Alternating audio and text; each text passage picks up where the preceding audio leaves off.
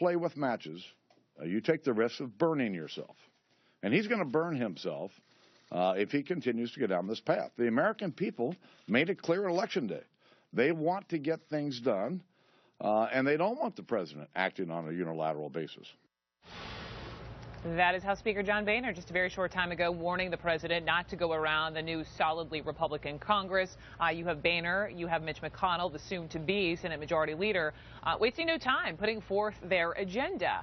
First thing this morning, Wall Street Journal, opinion page, right off the bat, Boehner and McConnell say, repeal Obamacare. How? That's the part they're not exactly explaining thus far. They do want to get the Keystone Pipeline going, get businesses to hire more veterans, and extend a full work week to 40 hours, not 30, as it is for Obamacare.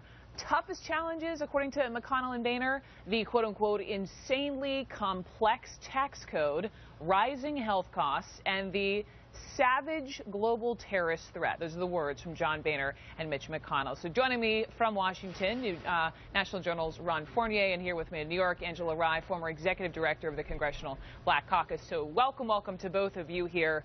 And Ron, let me begin with you because you wrote this piece, and so basically have this, shellacking 2.0, the president basically saying, despite all of that, to America yesterday, not going to change. You have, and stop me if you've heard this before, but you have, as we mentioned, Boehner and McConnell saying, repeal Obamacare. Did no one get the message that Americans are sick of this? No, and I'm not surprised. But look, it was clear what the American people wanted. It was a repudiation on the president and a repudiation on politics as usual in this town. One of the biggest issues on voters' minds is gridlock. They want these parties to work together and get something done. That was very clear in the results, no matter how you look at it. But these parties are just, because of a lot of factors, starting with the fact that they're not very good leaders. Well, one, they're not very good leaders. The president doesn't know how to cut a deal. Boehner doesn't have a caucus that will let him cut a deal, and McConnell can't run the Senate by himself. You also have all the money in the system. You have redistricting that has the parties polarized, and all these folks are worried about is their own self-interest. They're not worried about what the American people really want, and both parties right now clearly are just telling the country, we heard you, but we're not going to listen to you. We know you want something to get done, but we're going to shove Obamacare at the president, and the president's going to shove immigration at the Republicans, and the rest of the country is saying more of the same. A lot of shoving, it sounds like. I don't know how the American people are going to respond to that. Angela, let me ask you this. We know it is a little bit. We know that President Obama, he campaigned in Detroit Sunday with Congressman Gary Peters, a Democrat who did end up winning, right? He won the open Senate seat. He actually crushed his Republican opponent by 13 points. There's one example for you, but how does the president lead his party in these final 2 years in office for him? Well, I think he's got to continue on the same agenda. I mean, the reality of Washington gridlock is that the president was trying to get something done with a House that did not want to cooperate. And even with the Senate, even though Democrats had control of the Senate, you had a conflicting and always fighting Republican party. So now that they have control of the Senate, it doesn't mean that all of a sudden it's a kumbaya session. But how would the same agenda work if now you have a red, upper and lower chamber? Sure, I think that if the message was clear and the leadership in both the House and the Senate heard it, it's that it's time to work together. I think the unfortunate part of this Wall Street Journal piece you brought up is it sounds like it's more of the same. So hopefully when the president tells them, as he's told them 100 times, when you send me a vote to, or a bill to repeal Obamacare, I'm going to veto it. So here are the things that we can work together on. Yes, tax reform. Yes, a trade agreement or a couple of trade agreements. Yes, we can strengthen and tighten up Obamacare, and we need to continue on the path towards fixing the economy. That's what the American people spoke loud and clearly on, not a repeal of Obamacare. Despite all these numbers, they're definitely not feeling it at all. Ron, I heard you wanted to jump in. Go ahead. Let me hear your voice. Well, what's happening is both these parties are doing what you described. It's not just the Republicans. The president is saying, hey, send me a bill exactly the way I want it, and I might sign it. And the Republicans are saying, we're going to repeal the signature thing that literally has your name on it, and if you don't like it, we're going to shut down Congress.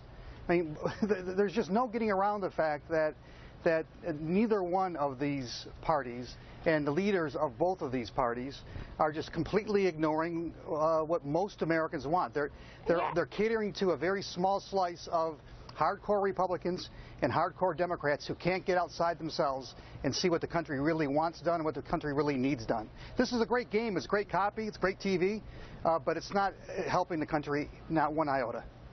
Well, the challenge with that is I think that the president saying earlier on that his policies were on the ballot ended up being absolutely true. And the fact of the matter is the 5 states that had minimum wage petitions on the ballot ended up being supported by the American people, overwhelmingly supported. Well, even in Illinois, and the president's home state, so there was a referendum. Well, fine, but I'm saying we're talking about the policies, okay, right? hang on. Let's talk post-thumpage. So here we have, and depending on how the shoving goes on both sides in the next 2 years, that will be the interesting narrative to see which party it helps and hurts for 2016. And here's where I wanted to end. So 2016, we were all talking this morning, and this is to both of you. You have all these Republican names out there who have been floated, right? You have the Chris Christie, the Rand Pauls, Jeb Bush, Rubio, Cruz, Romney. I mean, who knows? When it comes to Democrats, you have power player Hillary Clinton, potentially. But where's the Democrat bench? Where's the Democrat bench? Who else is out there?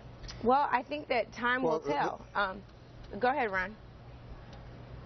No, I'm sorry. Okay, you go ahead. Too polite here. Too polite. So what I was getting ready to say is that I think it really all depends. One thing that we've seen over time is, you know, candidates come and go. I remember Marco Rubio was supposed to be the huge star of the Republican Party, and immigration reform ended up burying him by his party, the same party that McConnell says wants to consider immigration reform this time. So I'm not sure who's going to come around. We know that we've been hearing a whole lot from Elizabeth Warren. We saw a love fest with Elizabeth Warren and Hillary Clinton not long ago on the campaign trail. There may be others, but I think Democrats have been pretty clear that it is time for a woman in 2016. So we'll see.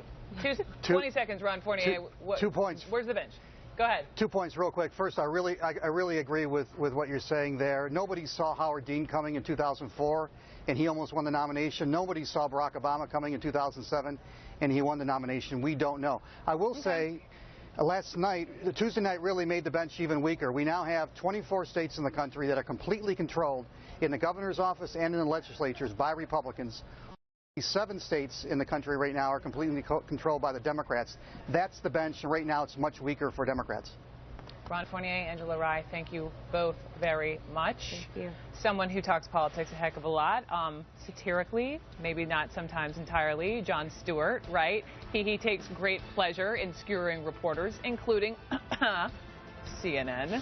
So why has he directed a film in which he actually features a reporter as its hero? Christiane Amanpour talked to Jon Stewart this week. She joins me next to talk about his new film, His Big Risk, and this amazing veterans event we all attended last night. We want to talk about that coming up.